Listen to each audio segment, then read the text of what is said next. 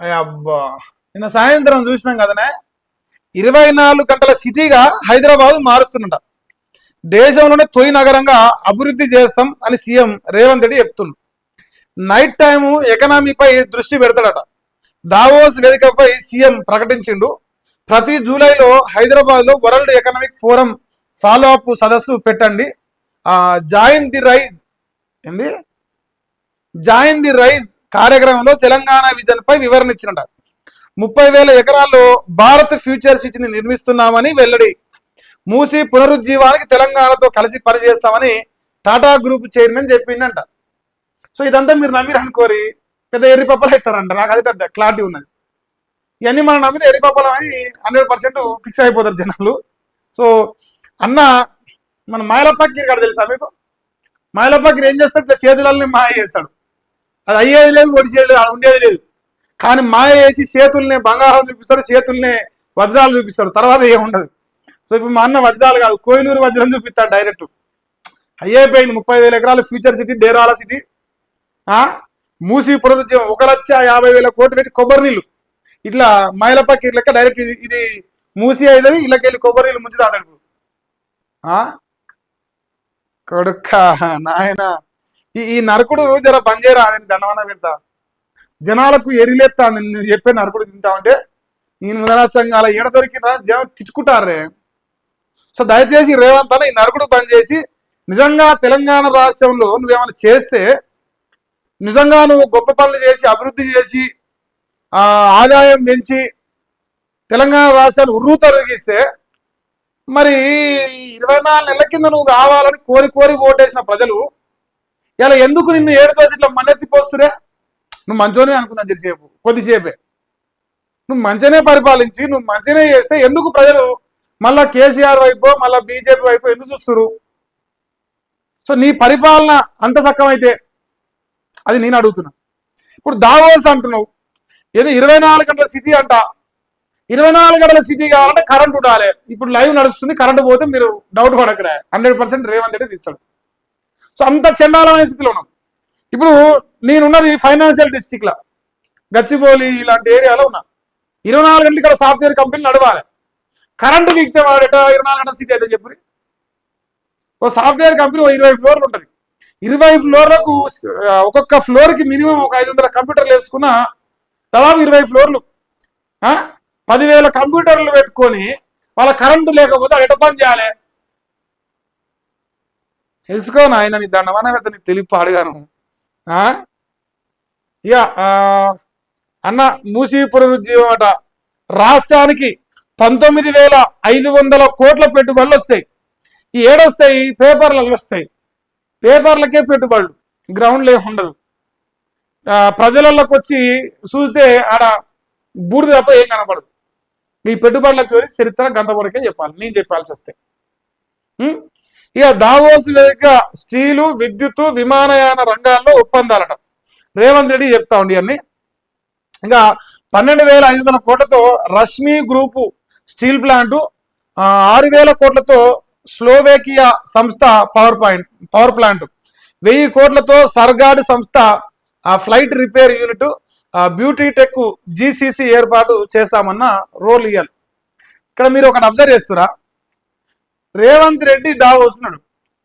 ఏం పెట్టుబడులు తెచ్చినా తేకున్నా ఉన్నా పీకినా ఏం చేసినా అన్న దావోస్ లో ఉన్నన్ని రోజులు రేవంత్ రెడ్డి ముఖం, రేవంత్ రెడ్డి వార్త, రేవంత్ రెడ్డి దావోసు, పెట్టుబడులు, సంస్థలు, ఉద్యోగాలు, ఇది తప్ప ఇంకా ఏ వార్త రాదు ఇక్కడ. దానికి కారణం ఏందో మీరు గమనించుకోవాలి. ప్రజలు వాస్తవాలు తెలుసుకోవాల్సిన అవసరం మీ పైన ఉన్నదని నేను కోరుకుంటున్నాను. సో రేవంత్ రెడ్డిని ఒక దొంగ రాజుస్తారు నా భాషలో చెప్పాలంటే. నా లెక్కల రేవంత్ ఒక దొంగ అనుకుంటా. సో అన్న ఈ పెట్టుబడుల గురించి ఇప్పుడు జర్రాగని సో ఏ పేపర్లు రాస్తే చూసుకోండి పెట్టుబడుల సంగతి. నీ ఎవరోనికి పైసలు పోయినా ఎవరోనికి పైసలు పోయినా మీకు ఇక్కడ అర్థమైపోతుంది. ఆడేం చేసిండు, వీడు రాసిండు, ఆ నెంబరు 19,500 కోట్ల పెట్టుబడులని వీడు రాసిండు. ఇంత తక్కువ పేమెంట్, నెంబర్ 1 పత్రిక కదా దేశంలో, ఇవి ఆయన రాసిండు. 23,000 కోట్లట, 12,500 ఈ కంపెనీ, 6,000 కోట్లు ఈ కంపెనీ, 1,000 కోట్లు ఈ కంపెనీ, ఇది మిగిలిచ్చిండు ఆయన. 3,500 కోట్లతో రోల్ ఇయ్యాలి. ఇట్లా 23,000 కోట్ల పెట్టుబడి. ఒక పేపర్ వాడు 19,500, ఒక పేపర్ వాడు 23,000. మరి మా రాధాకృష్ణ ఇంకా సిగ్గుదాపుడు ఉన్నాడు, వీడెంత రాసిండు? ఏది నిజమని నమ్మాలా జనం? ఏరా రాధాకృష్ణ మనదెంతరా? 12,500, 12,000, 6,000, 1000, 24, 28, 30కి మార్చినవారా? 30,000 కోట్లు. షబాస్. అంటే ఇంకెక్కువ కదా పేమెంట్. జరా దిశ పదులుకోవడం పేమెంట్లు ఇట్లా వస్తా ఉంటే మరి వార్తలు ఇంకేమనుందా? ప్రతి దాంట్లో బ్యాన్ రేట్ అని 12,500, 12,000, 6,000, 1000, ఇవి కూడా 30,000 కోట్లు రాసింది. షబాష్. మునగాళ్ళు రాబోయ్ మీరు నెంబర్ 1 పత్రికలు. ఇవన్నీ ఈ రాష్ట్రానికి కావాల్సిన పత్రికలు. రైతు బంధుగో నా ఒంటి పైన వేసుకొని తిరుగుతున్నాయి. రైతు బంధు, రుణమాఫీ, పెన్షన్, కరెంటు, నీళ్లు, నిధులు, ఉద్యోగాలు, నిరుద్యోగుల కష్టాలు, జాబ్ కార్డు ఏం అవసరం లేదు మనకి. ఇప్పుడు రేవంత్ రెడ్డి పొడుతాడు, రేవంత్ రెడ్డి పీక్తాడు, ఇంత పొడు కళ్ళ కట్టినట్టు రాయాలి. అంతే. ఇక అక్కడ వచ్చిన రోజులు ఏ రాస్తారు. ఇప్పుడు ఇక వచ్చినాకనేమో రథయాత్రలు, విజయోత్సవ యాత్రలు, పిల్లర్కో ఫ్లెక్సీ, మెట్రో పిల్లర్లకు ఇక ఏతులు తప్ప ఏం బీకేది లేదు, పీకగలిగేది కూడా లేదు. భవిష్యత్తులో జనంకి నమ్మకం లేదు. జనంకి అయితే నమ్మకం 100% లేదు. నాకైతే అసలుకే లేదు. ఇక వీడు రాసింది 2 లక్షల కోట్ల పెట్టుబడులు, 5 లక్షల ఉద్యోగాల కల్పన. డిసైడ్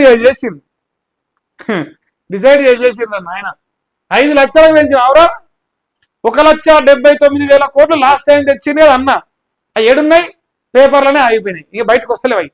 ఈ ఆంధ్రజ్యోతి, ఈనాడు, వెలుగు పేపర్లు ఆగినాయి. అవి వస్తాయి 2047 విజన్ వరకు. ఇప్పుడు ఇది ఈసారి పెంచాలి కదా నెంబరు. 21 కోట్లు పెంచి 2 లక్షల కోట్ల పెట్టుబడులు చేసిండు. అప్పుడు 2 లక్షల ఉద్యోగాలు అన్నారా? 5 లక్షల ఉద్యోగాల కల్పన లక్ష్యం. 1000 కోట్లతో లైఫ్ సైన్సెస్ ఇన్నోవేషన్ ఫండ్ పెట్టుబడులు పెట్టే కంపెనీలకు భూముల రిజిస్ట్రేషన్ స్టాంపుల్ డ్యూటీ 100% రాయితీ. పెట్టుబడులపై 25% అంతకు మించి రాయితీ. పెట్టుబడి వచ్చేదాకా రాష్ట్ర జీఎస్టీ తిరిగి చెల్లింపు. Telangana next gen life sciences policy దావోస్గా ఆవిష్కరించిన నల్లమల్ల పులిగారు. ఈ నల్లమల్ల పులిగారు దగ్గర నాకు చిన్న డౌట్ వచ్చింది. ఇక్కడ ఈయన చిరంజీవి గారా? ఈయన ఓ ఎమ్మెల్యే కాదు, ఓ ఎంపీ కాదు, తెలంగాణలో వార్డు నెంబర్ కూడా కాదు. ఈయన ఎందుకు పోయిండు? ఈయన తీసుకుపోయిరా? ఆయనే పోయిండా? ఆయనంతా ఆయన పోతే ఈయన ఎందుకు కూర్చోబెట్టరు? నిన్న మన నుంచి కమ్మ అంటే అమ్మ, ఇక పచ్చ జెండాలు ఎగిరేయాలి అన్ని స్టేట్మెంట్స్ వస్తున్న సందర్భంలో ఉప ముఖ్యమంత్రి గారి అన్నయ్య ముఖ్యమంత్రి గారి పక్కన కూర్చోవడానికి దీనికి ఏమన్నా లింకులు ఉన్నాయా? చెప్పలేం. దూతగా చిరంజీవిని పంపి తర్వాత లైమ్ లైట్లకి, గ్రౌండ్లకి చంద్రబాబు, జనసేన కలిసి దిగబోతురా పవన్ కళ్యాణ్తో పాటు. ఇప్పుడు మన ముందే ఆంధ్రజ్యోతి, తెలంగాణ జ్యోతి కాదు, తెలంగాణ చీకటి, ఆంధ్రాకు జ్యోతి. మరి వాడు రాస్తాను ఈ ముచ్చట కాబట్టి నాకు ఇంకింత డౌట్ పెరుగుతుంది. సో ఇది ఎమ్మటే రాసి చూడు. ప్రపంచ ఆర్థిక వేదిక సదస్సులో ఏపీ, తెలంగాణ ఐటీ మంత్రులు లోకేష్, శ్రీధర్ బాబు భేటీ అయ్యారు. ఇక్కడ లోకేష్, శ్రీధర్ బాబు, ఇక్కడ ఇప్పుడు ముఖ్యమంత్రి కొడుకు, ఇక మంత్రులు, ఇక్కడ ఉప ముఖ్యమంత్రి అన్న, ఇక్కడ ముఖ్యమంత్రి. ఈ కలయిక వెనుక ఈ సమస్య మరి ఎంతవరకు పోతుంది? నిన్నవారి దాకా మేము వింటున్నాం, సోషల్ మీడియాలో బాగా సర్క్యులేట్ అవుతుంది. జనసేన, టీడీపీ కలిసి రేపు మున్సిపల్ ఎన్నికల్లో పోటీ చేయబోతున్నాయి అని. మరి దానికి ఏమన్నా ఊత వేయడానికి ఏమైనా చేసిరా? లేదు ఈయన ఎందుకు వచ్చిండు? ఈయన పెట్టుబడులు పెట్టి తనకి నువ్వు ఐటీ ఎంప్లాయీ కాదు, పోనీ ఏమైనా నాలెడ్జ్ ఉంది అంటానికి. ఆయన సినిమాలు చేసుకొని నాటకాలు ఆడేటోడు.